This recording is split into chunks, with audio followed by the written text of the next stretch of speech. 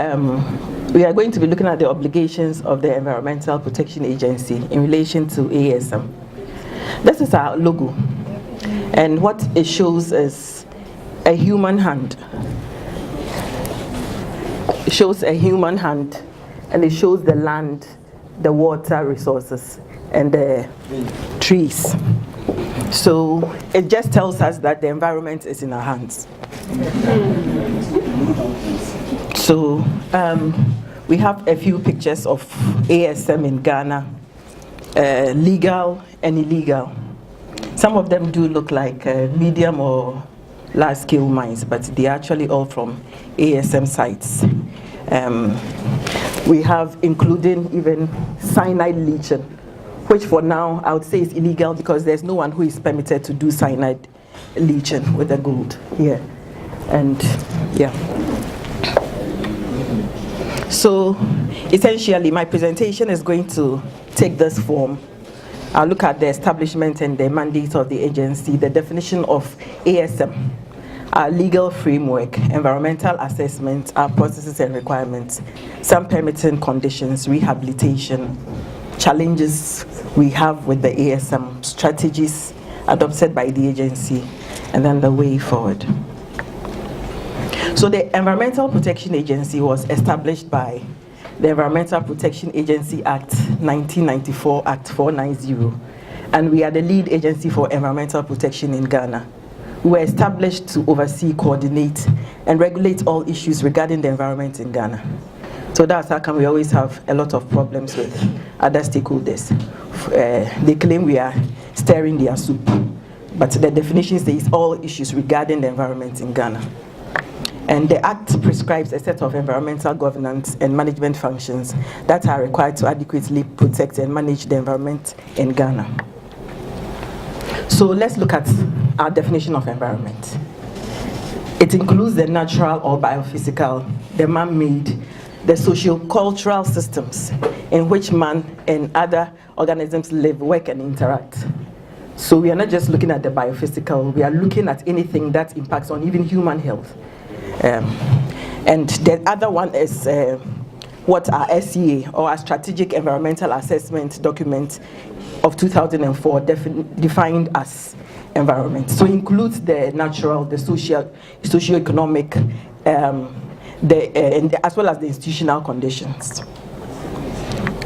The EPA has a dual vision, and we envision a country in which all sections of the community value the environment and strive to maintain environmentally sustainable development with sound and efficient resource management, taking into consideration social and equity issues. So you usually find EPA coming into play even on issues that don't appear to be environmental, compensation issues, resettlement issues will still come in because they impact directly on social and equity issues. And we also envision an agency dedicated to continuously improving and conserving the country's environment in particular. So you'd realize that there is always a continuous attempt made to find innovative ways. Our permits are not the same. Our permitting conditions are not the same. We're always finding new ways. And our mission is to co-manage because it's a huge task. We can't do it. I think EPA, including all our administrative staff, our clerks, everybody, we are less than about 350 for the whole country. So it's a huge task and we can't do it alone. So our mission is to co-manage, protect and enhance the country's environment in particular, as well as seeking global common solutions to global environmental problems. The mandate of the EPA, it's a lot. I'm just selecting a few, which have some bearing to do with ASM. And the first one is the issuance of environmental permits and pollution abatements. The issuances of notices in the forms of directives, usually we would call them enforcement notices. And we prescribe standards by which they are bound. We conduct investigations into environmental issues, that is complaints, and we advise the minister. And we fall under the minister responsible for environment, science, technology, and innovation.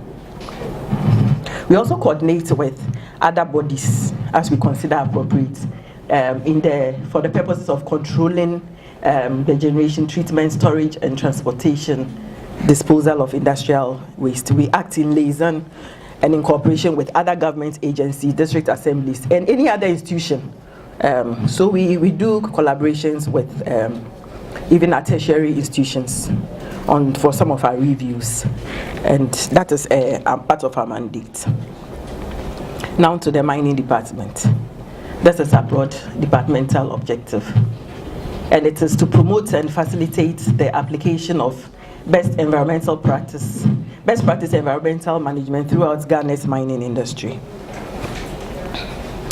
And worldwide, some of the criteria we use in defining ASM include the cost of investments, output, the size of the concession, labor requirements, and a host more. But for us in EPA, what we look at is the size of the concession, and then what will determine or what will make you know whether an application is small scale is the duration of the permit. And I think for now, they are the only undertaking that has this length of time. Usually our permits are for a year or a year and a half. It's only for small scale that the duration is 2 years. But we are seeking to change this definition with currently what the Minerals Commission is propounding, the MMIP. So we are seeking to clearly differentiate the artisanal from the small scale, because we don't have any distinction. But I must say that when small scale, we were talking about small scale mining, at that time, we didn't have heavy machinery in place. And so in our mind, it had to do with simple implements, handheld implements and the like. But gradually we've seen the infiltration of heavy machinery and equipment into the sector. And so I think it's even about time that we change this definition and include the appropriate skills, so that the appropriate skills would do the proper assessment. Some of the minerals of interest in ASM that we deal with at the agency. We don't have too many of diamonds anymore, but essentially we would receive gold. And then for the industrial minerals, we have a lot of sand, gravel, limestone, granite, kaolin, mica, and the like. The legal framework, we have a host of them, including those from our co-regulators. But I would just like to touch briefly on our mother act, the Act 490, and then the Environmental Assessment Regulations of 1999, which is commonly referred to as the LI 1652. So the Environmental Assessment Regulations, they provide the legal backing for the EIA procedure or system in Ghana. Anything you want on EIA is captured adequately under that regulation. And it also deals with the various procedures to follow prior to the granting of environmental permits during the project life cycle, and procedures for filing complaints, offenses, and penalties. It has 3 distinct parts. We have a total of 30 regulations and accompanying 5 schedules. And we find ASM in Schedule 1 projects. And those projects are the undertakings for which environmental approval is needed prior to the commencement of the undertaking. So essentially, this is how the LI 1652 is divided into. Then these are schedules. Schedule 1 projects are, as I already indicated, where ASM falls. You just required to register and then obtain the permit. Schedule 2 projects are EIA mandatory projects. That's any mine in excess of 10 hectares, EIA mandatory. So they would go through the full comprehensive EIA. Schedule 3 is the EIA scoping notice. That's what sometimes you'd find in the papers. Saying that this particular company proposes to undertake this activity in this part of the country, and we are inviting people within a specified 21-day period to forward their any issues they have to us. And then the Schedule 4 is the EIA notice. So the scoping notice is at the very onset of the project. When you proceed beyond that, you go to the EIA stage, and that is the EIA notice. Schedule 5 actually has a list of environmentally sensitive areas. We have 12 of them. And then some highlights. I already indicated Regulation 1 are the activities for which permits are given after you have registered. And then Regulation 5, usually you would find for the small scale miners who are here, usually when you come to the agency, we would take you to the field and we screen based on this. We'll look at the location, the size, the technology, the concerns, land use, and that's what we use. We would usually include a report, which we call the screening report, and it forms part of the documentation for assessment. Regulation 23 of our LI 1652 talks about funds for reclamation. And it says a reclamation bond is required to be posted for any undertaking for which a reclamation plan is required. So we'll go into this later. For small scale, we don't have them doing this for now. Regulation 26 talks about the suspension, cancellation, or revocation of permits and certificates. So if you are in breach of any of our permits or certificate conditions, we can either suspend or revoke your license if you fail to comply with the mitigation measures or commitments you have indicated in your assessment. Or if in the unlikely occurrence of any significant fundamental change to the environment, we, in the opinion of the agency, think we have to come in. We can come in and redirect your project scope and then ask you to comply accordingly. Regulation 29 lists the offenses and the penalties when you contravene any of the provisions of the regulation. So I think Professor Nyami will be going into the details. But essentially, this is not environmental impact assessment. This is broader. This is just environmental assessment. It's the process for the orderly and systematic identification, prediction, and evaluation of the likely environmental, socio-economic, cultural, and health impacts of an undertaking, and the mitigation and management of these effects. So if you want to look at it EIA, then you are considering all these over the project life cycle. So you'd have to start with your initial to the mine development to post-closure and even post-closure. That is EIA. So this is not it's not a very sharp image, but it briefly summarizes all applications that come to the agency to obtain environmental permits. We have the first phase, the second phase, and then the final phase. And essentially what this shows is that for small scale mines, I think the next slide will show it better, but for small scale mines or for small scale applications, they usually fall within the first phase. They don't submit any documentation. There are exceptions to this. The only time a small scale would have to submit documentation is if you fall within an environmentally sensitive area. Irrespective of your scale, you automatically would be EIA mandatory. And also, where we have concessions which are joining one another, and if the impacts are, we deem them to be large enough to go beyond small scale, we would ask you to submit a preliminary environmental report. So you go through the assessment first and submit the report. It's not an EIA, it's a simpler document that allows you to document the effects, the proposed impacts, and then to propose mitigation measures for them. So, yes, this the first one in summary, and that's what it's showing. The submission of the application, you do a screening, and then you determine at small scale. Immediately you do the inspection, and we have three actions: whether your permit is declined, is issued, or require you to submit a preliminary environmental assessment or report. If after submission of the report we realize that your studies have indicated that there's something we need to investigate more, we could ask you to go through the full EIA process, but we haven't had such an application. So the proponent actions are in the light that blue, that sea blue, and then the agency's actions are in green. So these are requirements for ASM applications. You complete, that is the name of the form. You complete that form, which we call the form SMM 1I1.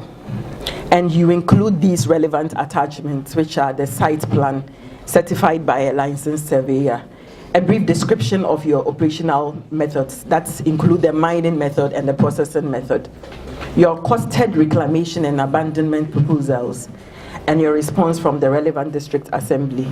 That is in response to the 21-day notice of publication. And in addition, the payment of the requisite fees.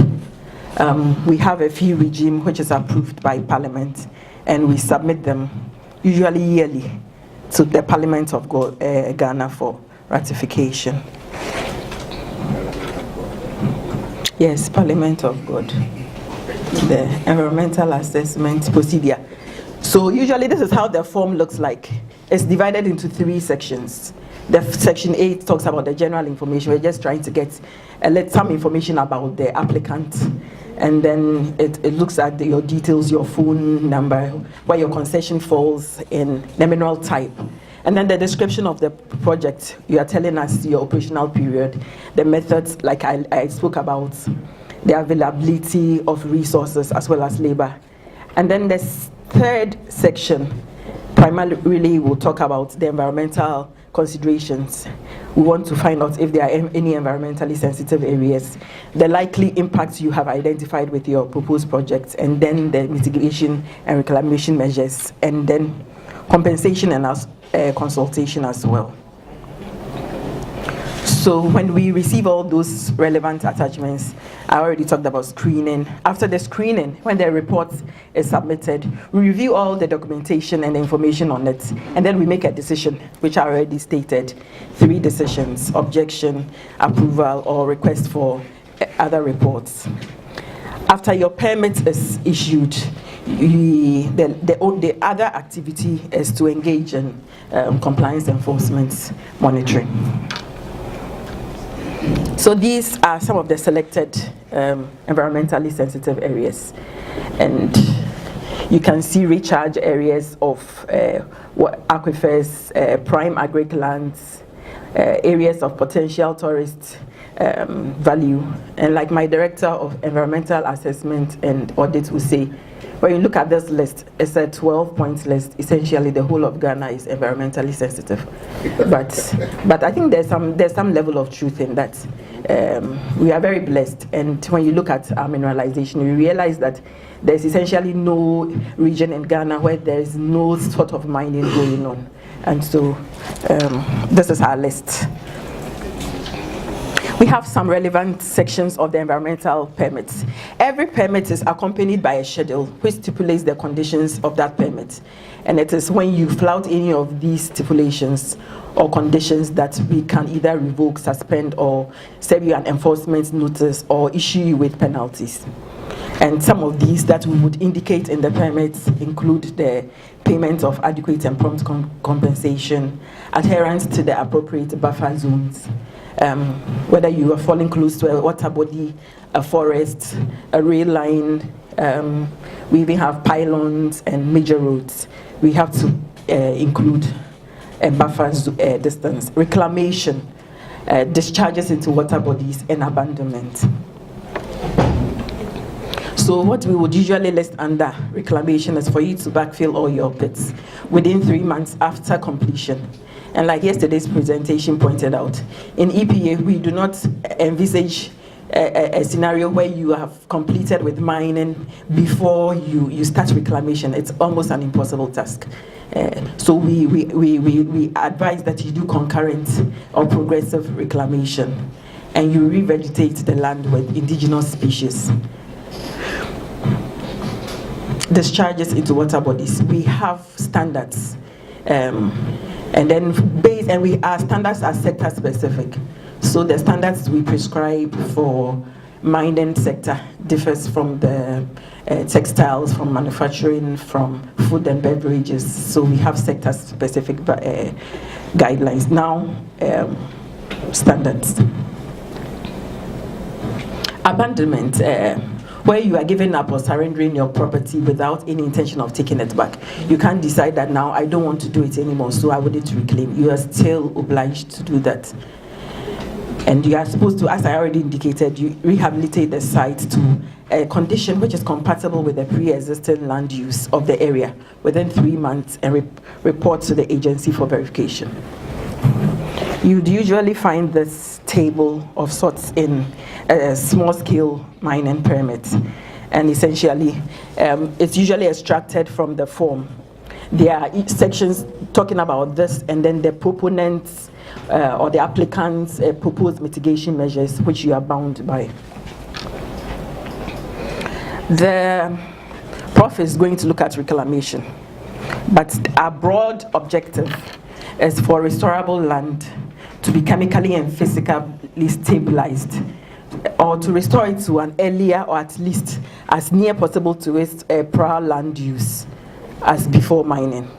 Because sometimes you realize people say the prime objective is not just to send it back to pre-mining stage.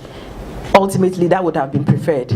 But there are instances where you can't do that, and then you have to restore it to a pre-agreed land use, sometimes in consultation, and that usually happens very much in the large-scale mines, where they would agree that they would backfill partially a pit, or they would backfill completely a pit, or they would not be able to backfill at all, or they want to use it for fishery, aquaculture. So you would have to restore it to that pre-agreed condition. And when the land is non-restorable, you'd have to chemically and physically stabilize it and leave it in a safe condition. So these are, in summary, rehabilitation criteria, and I picked that from the reclamation criteria of the Reclamation Security Agreement. This is what mining companies sign with the agency, with the agency, which spell out clearly their responsibilities, and they quantify the impact, and then they post a bond, and that bond is held in account, which is jointly held by the agency and the company. And if the company decides not to fulfill its parts, then, or if it says it's bankrupt, we would fall on that to do the reclamation. So essentially the criteria is that at the end of mining, the land or the concession should be non-polluting from a continuing source of pollution. It should be safe both for humans and animals. Yesterday there were a lot of, I think, colleagues from UMAT were talking about BEM widths and bench heights, talking about safe and stable for both humans and animals, and then self-sustaining. So what the pre-mined or unmined or reference site, if the amount of care it's required is the same amount of care you are supposed to leave the land in. And the mark of a good rehabilitation, I already indicated it. Either you bring it to pre-mining or you achieve the agreed post-mining land use that you agreed on. Some challenges, I already indicated that mechanization. We did not envisage mechanization of ASM. And then the lack of qualified mine personnel on the concessions. I think this we make very clearly on the schedule of small-scale underground applications that we receive. Their permitting conditions are much more stringent than for the surface. I fail to indicate that we usually permit both surface and underground at the agency. And then we have a challenge with the arbitrary cost of reclamation. So we have different companies, and it starts actually with the large-scale mines.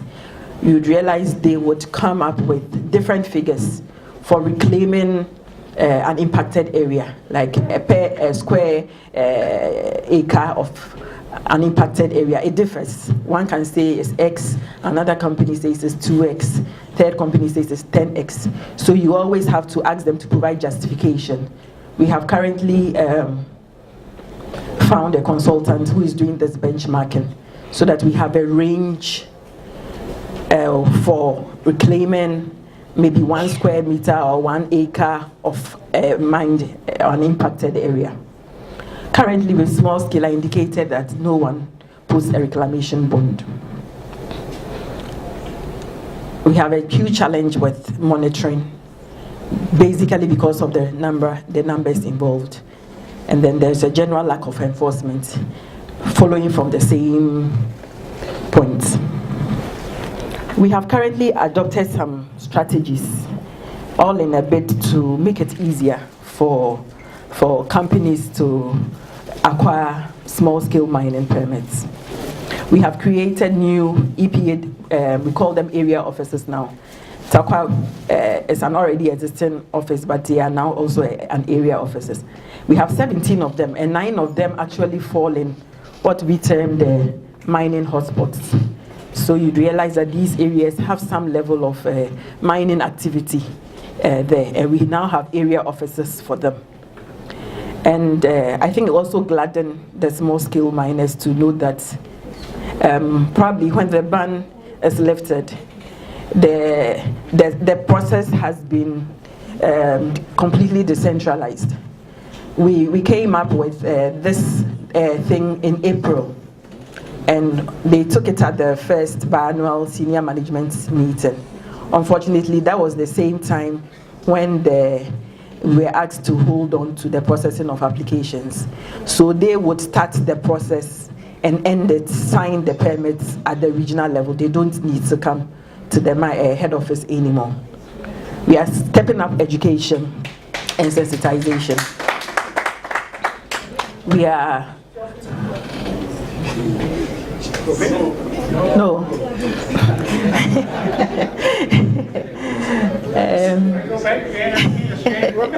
I'm almost done. We are stepping up the education. We've created some flyers which is going through our normal processes for education and sensitization. We are training our staff together with our other co-regulators and some of the ASM operators. We provide technical advice, and it ranges from when they come to the office asking for advice on how to conduct their business in relation to small-scale mining. And now we have also established a client services department. That's a centralized system that is taking all the complaints from all over Ghana. And they would forward the complaints to the appropriate region or area office and then follow up on these complaints. So in conclusion, I think we've said it's a very vibrant and very significant subsector. We always talk about them providing up to about 1/3 of Ghana's gold. But I think we fail to also acknowledge that that amount of gold is by both the legal and illegal. So they are a very important subsector. But then, and it's also interesting because the legalization of small scale, initially it was illegal, but in 1989, the legalization was also based on the fact that it was to streamline their operations so that they cause minimum damage. But we have a situation in Ghana where essentially there's nobody who thinks there's any small scale mining operating within the ambit of the law. And I think it's an unfortunate thing. And people see a very thin line between the galamsey and legal ASM, which again is very unfortunate. But I believe that with proper environmental management and stewardship, we can transform the sector into a vibrant one. Going forward, this is what we seek to do. We are seeking to recategorize the definition of ASM to include the labor requirements, equipment, investment, and production output. And then we want to demarcate and gazette our environmentally sensitive areas so that we as a nation agree certain areas are no-go areas right from the start. And we're also hoping that if the Geological Survey Authority is able to do the investigation, because for small scale we usually find what is hit and run. If you're able to block out areas and the Minerals Commission demarcates those blocked out areas, so that then the small scale miners would only submit their application and then they would get the permits. And they would also, I think going forward, we have to look at posting of reclamation bonds by them. They always kick against this, but mining is a destructive activity, and so there should be some bond, something held in trust for the people of Ghana. And we also advocate the creation of special green courts for fast-tracking environmentally related offenses. Thank you for your attention.